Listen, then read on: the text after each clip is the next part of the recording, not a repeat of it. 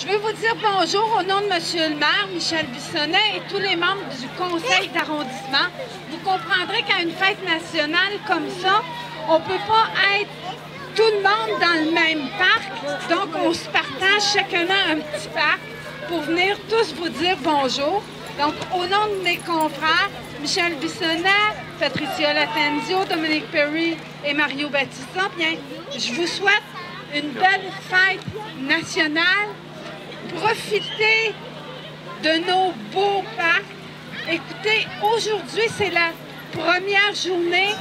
Demain, dans tous nos parcs, on va avoir d'autres activités. Ça n'arrête pas jusqu'à demain soir. Donc, maintenant, il faut juste faire une petite prière pour que demain, il fasse beau et qu'on puisse bien s'amuser tous ensemble. Donc, merci d'être là et bonne fête nationale! Chirochi, notre député provincial. Merci, c'est très bien mon nom. Alors, bonjour tout le monde. Alors, je suis votre représentante à l'Assemblée nationale. J'ai l'honneur de vous représenter à l'Assemblée nationale. Alors, comme vous savez, c'est la fête nationale, c'est votre fête. Et cette année, c'est sur le thème des héros. Alors, les héros, c'est vous qui vous avez choisi le Québec pour venir ici et vivre avec nous ensemble. Alors, je vous souhaite une très belle journée. Ça continue, les festivités vont continuer aussi demain, comme Lily a dit. Alors, dans tous nos parcs, dans tous nos pavillons, il y aura des fêtes pour célébrer notre fête nationale. Alors, merci d'avoir choisi Saint-Léonard comme votre terre d'accueil, le Québec comme votre terre d'accueil. Et j'espère qu'on aura l'occasion de se revoir ici plus entre nous, là, personnellement. Alors, je vous souhaite une bonne Saint-Jean-Baptiste et bonne continuité à tous. Merci. Parole à notre député fédéral, M. Nicolas Diorio. Bonjour tout le monde. Tout d'abord, évidemment, bonne fête nationale, bonne fête de la Saint-Jean-Baptiste à vous tous. Mais je voudrais vous remercier parce que, vous savez, cette dame ici, elle est toujours prête à aider. Et je vais la citer en exemple. Parce que c'est toujours beau dans notre communauté d'avoir des modèles de personnes qui se dévouent. Et quand je vous regarde, j'en reconnais plusieurs. Je vous remercie. Je voulais y appeler Yacine aussi. Yacine et moi, dès qu'on a fait connaissance, on a constaté qu'on avait tous les deux cet amour de la communauté ensemble. Et c'est quelque chose qui, pour nous, compte énormément. Vous savez, c'est de voir que les gens ici sortent aujourd'hui, se retrouvent ensemble. Et c'est comme ça qu'on tisse des liens, on fait des connaissances. Mais la plus belle chose que ça fait, c'est regarder, c'est qu'on prépare le monde de demain. Et je vais vous dire une chose. Si vous trouvez que le parc aujourd'hui, c'est un beau parc, il faut quand même regarder, prenez le temps de regarder autour de vous. Regardez, voyez les arbres qui ont été plantés, les bâtiments, les terrains de jeu qu'il y a et tout. Vous devez bien penser qu'il a fallu qu'il y ait des gens, quand vous étiez enfant comme ça, il y a des gens qui ont pensé à faire tout ça ici. Alors, ce que je veux vous inciter à faire, c'est de prendre modèle sur une personne comme Yacine, qui se dévoue à la communauté, et de dire, nous, on va faire la même chose pour nos enfants. Nous, on va planter des arbres. Mais quand je dis planter des arbres, je veux dire planter des arbres au figuré. Ça peut être autre chose que de planter un arbre. Mais c'est de démarrer une œuvre concrète.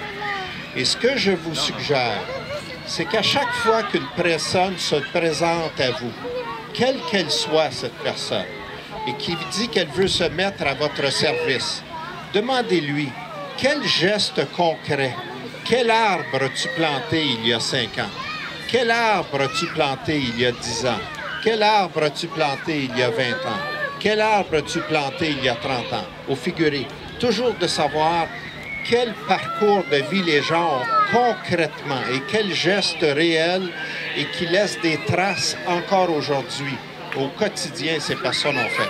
Et c'est comme ça qu'on bâtit une communauté. C'est en prenant exemple sur des personnes qui se donnent et qui se donnent au quotidien.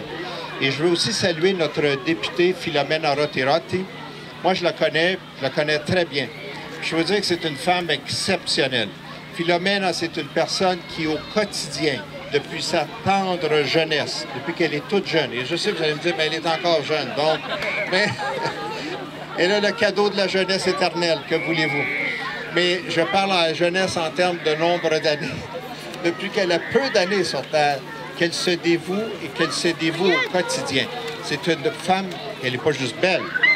Elle est belle à l'extérieur, mais la beauté vient de l'intérieur. C'est une femme qui est très belle à l'intérieur et qui a fait beaucoup, qui a fait énormément pour son milieu.